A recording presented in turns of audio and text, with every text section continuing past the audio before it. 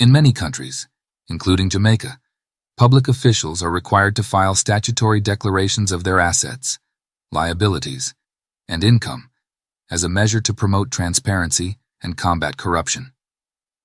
A statutory declaration is a legal document submitted by a public official that lists their financial interests.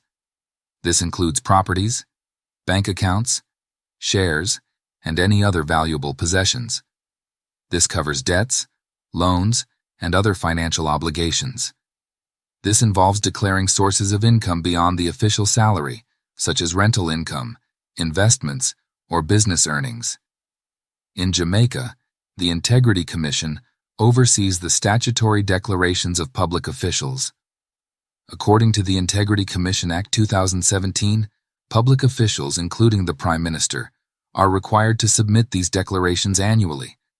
The purpose is to ensure that public officials are not enriching themselves unlawfully while in office.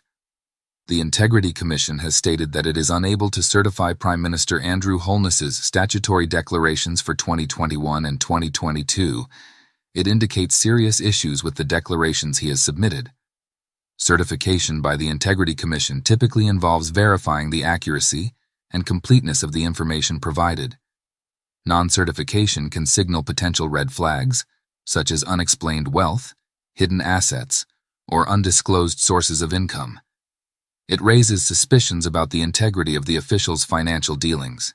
This situation can erode public trust in the Prime Minister and the government, fostering a climate of suspicion and doubt regarding the administration's transparency and accountability. By the way, correctional officers in Jamaica are required to submit their statutory declaration. So, in summary, the Integrity Commission is unable to certify Prime Minister Andrew Holness's statutory declarations for 2021 and 2022. It likely means that while he has submitted his declarations, they contain errors or omissions that prevent the Commission from verifying their accuracy and completeness